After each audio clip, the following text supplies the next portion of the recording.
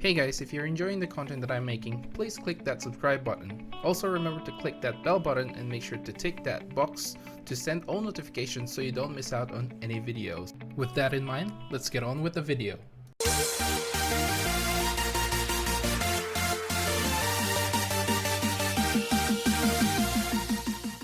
What's up guys, welcome to Munchkins Gaming, where we take your gaming to the next level. This is Munchkins logging in to bring you another Dissidia Final Fantasy Opera Omnia video. And welcome to my Should You Pull series, where I tell you the positive side and the negative side in pulling in the banners in Dissidia, this Opera Omnia. This time around, we're going to take a look at the banner that we're going to be getting in Agrias' Lost Chapter. So in this banner, you do have the chance to get Agrias' EX alongside with her 15 and 35 CP weapon. And alongside this, you will also be able to get Faris' EX weapon, which is a debut EX weapon in Dissidia Opera Omnia, the global version of the game. And of course, her 15 and 35 CP is here as well. And of course, with Ash's 15 and 35 CP weapon. So without further ado, let's take a look at these EX weapons and find out if it's worth pulling on this banner. Let's start off with the EX that is returning on this banner, or well, on Dissidia Opera Omnia, which is Save the Queen, which is Agrias' EX. Now this EX weapon will give you the EX ability Hollowed Bolt, which is a 4-hit AoE Brave plus HP attack, which moderately increases the Brave damage to a single target and will also deal 100% splash damage to all the targets. At 1 out of 3 limit break, this will slightly raise the Brave damage dealt with Hollowed Bolt. At 2 out of 3, it will inflict silence to all targets for 1 turn after using Hollowed Bolt. Silence basically prevents the execution of any Magic Brave attacks, including Magic Brave plus HP attacks. At 3 out of 3, this will slightly raise the recast speed of Hollowed Bolt, which has a slow recast speed to begin with.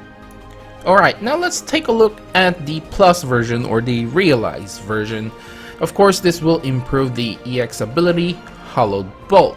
At 0 out of 3 limit break, when using Hollowed Bolt, this will increase the number of Brave hits to 5 and will tremendously raise the total Brave potency, and will also have an overflow up to 120% of Agrias' max Brave.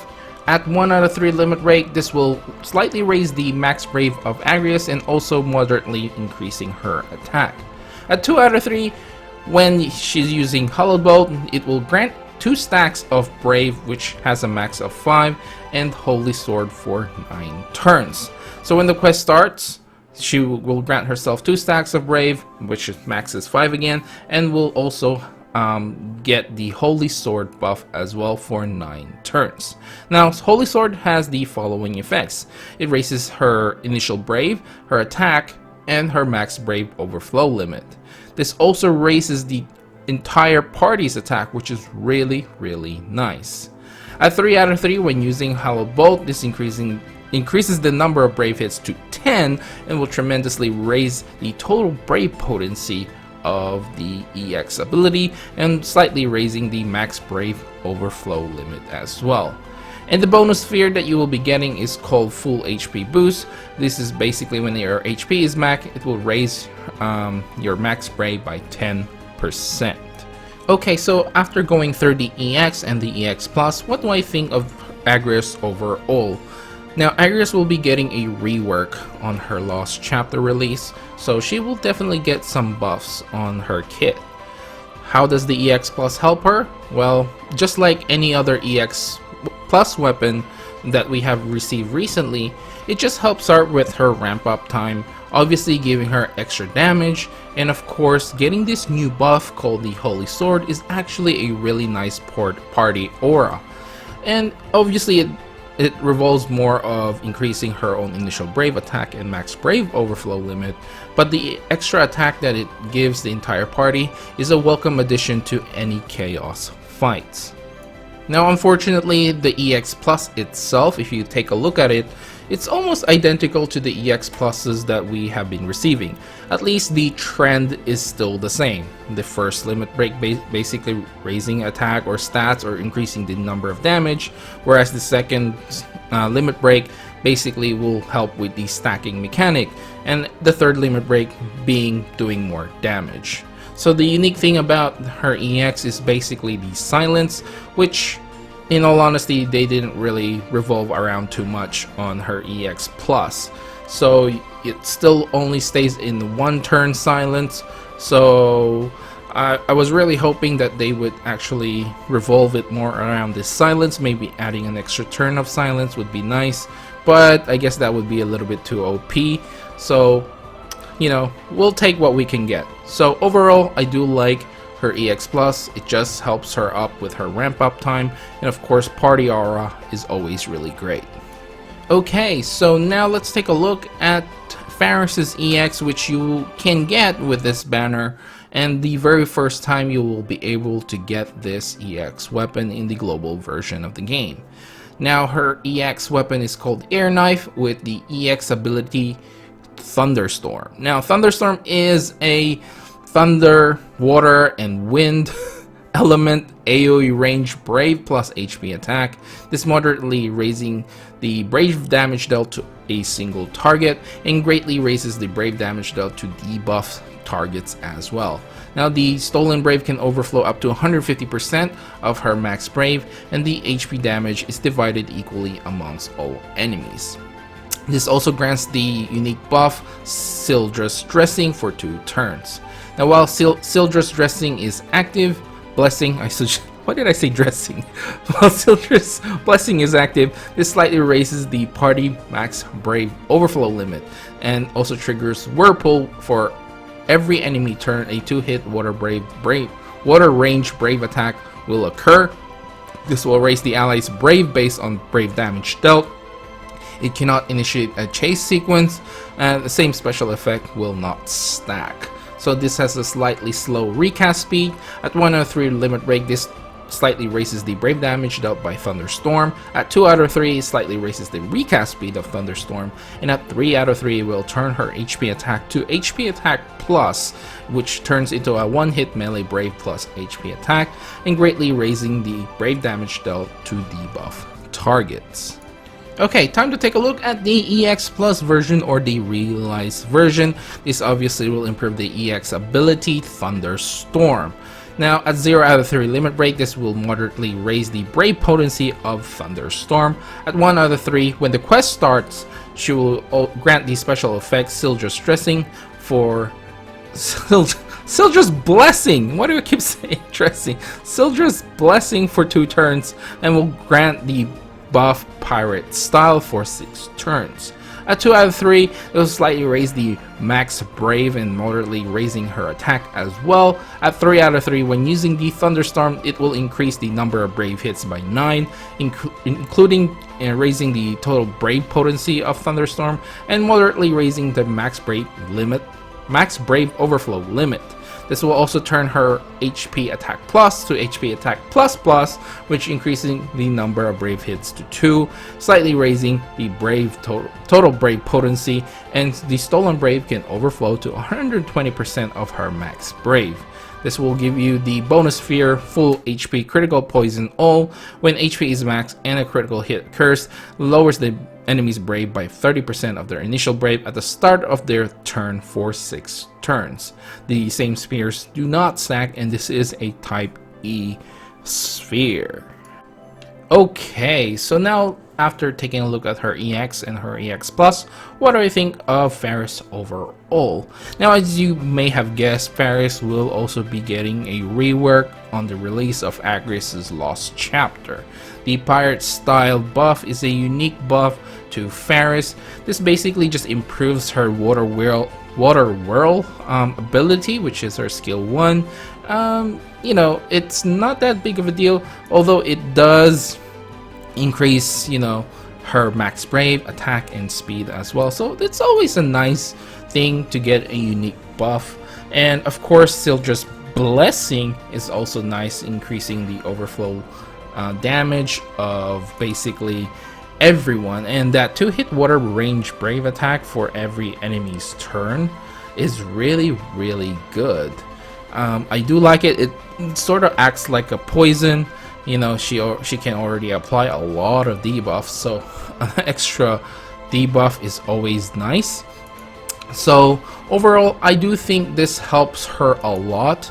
Obviously, at the start of the turn, having these two unique buffs will, you know, increase her ramp up style. Unfortunately, she still has to master her abilities, so it doesn't really take away from that, taking anything away from that. So basically, the ramp up style is still the same, although you will get that unique buff. So even without the mastery, you will still do a pretty decent chunk amount of damage. So overall, I guess this is a pretty noteworthy EX plus, especially for Faris getting her very first EX now. I think it's a really great EX. Okay, so after looking at both of their EX plus, let's take a look at how much resources you should be investing on these particular EX plus weapons. So let's start off with Agrias, which I feel like the minimum limit break you should aim for is 2 out of 3. Now 2 out of 3 will give you that extra 2 stacks of Brave and will grant you the Holy Sword buff at the start of the quest or the start of the fight, which I think is really essential for Agrias. Having that 2 extra stacks of Brave will obviously lessen the ramp up time for Agrias, and you can cap it off much quicker instead of, you know, doing it like, I think it takes about 3 of her skill 1 before you cap it off at 5, if you have all the passives for it. So it will take 2 turns instead of 3, which is really great. You can save up one of your abilities for later on. Now, do I think it's worth capping at 3 out of 3? I mean, I'm of the opinion if you already invested 2 out of 3 limit break, and you'll probably see this trend moving forward. If I feel like the minimum requirement is 2 out of 3 to limit break in order for that character to be really good, then I think the max should be at 3 out of 3, right? It doesn't really add much to the character overall, increasing the brave hits obviously, and increasing the overflow limit and the potency as well is really great. But I guess if you're really short on resources, you can cap it off at 2 out of 3. But for me, just my opinion, if you went 2 out of 3, you gotta go to extra mile and do that 3 out of 3. Alright, now let's take a look at not Agrias, Faris's EX plus. Is it worth investing on this one? Now, I would say the minimum amount of resources you can do away with is going to be at 1 out of 3. This will grant Sildra's Blessing for 2 turns and the Pirate Style for 6 turns. So as for the max amount of resources to invest on this is really debatable. I'm of the opinion that at 1 out of 3, Faris will be able to carry her own weight. That you don't need to go the extra mile to go to a 3 out of 3 to actually, you know, make her viable. But I wouldn't really judge you if you went 3 out of 3. The HP attack plus is really nice. At 2 out of 3, you get more max brave and more extra attack. So I'm not gonna judge you if you went all out. Again, this is very debatable. I feel like at 1 out of 3 should be enough. That ramp up time, you know, the Sildra's Blessing is already there. It's really up to you if you want those extra quirks for Faris. So again, not gonna judge. I would just say 1 out of 3, but if you have the extra resources, I say, you know, she's well worth that 3 out of 3 because of that HP attack plus. Longer longevity, obviously more damage is more for the better.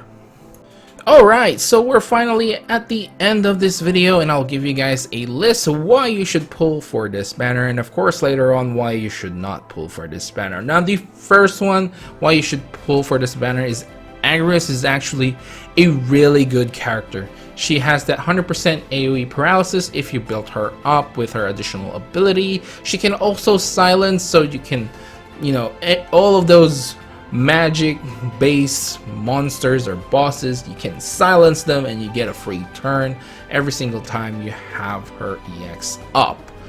Now the next reason is you need more characters to clear the dimensions, and honestly Agrias is going to help you with that, and to a certain extent Faris will also help you with that, with her debuffs and of course her unique buffs as well.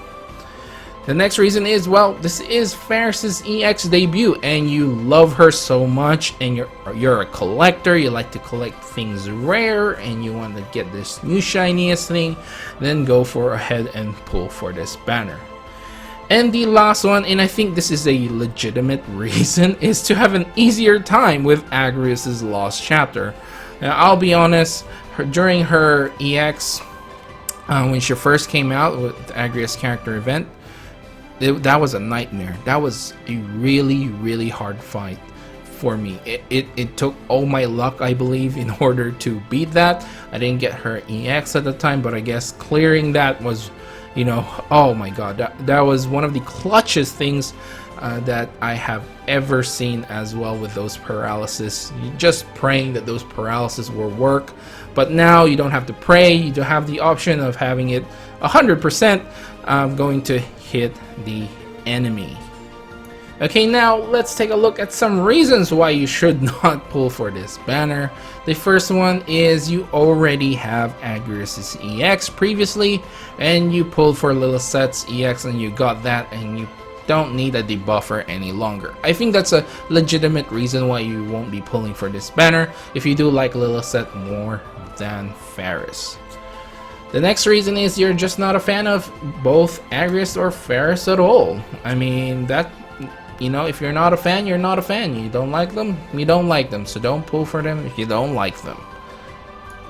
Now the final reason for you not to pull for this is you actually are trying to save up your resources for Emperor. So basically, this is in conjunction with the first reason. If you already have her EX, you know, you don't really need Faris anymore, and basically just want to save your resources for the next best meta character.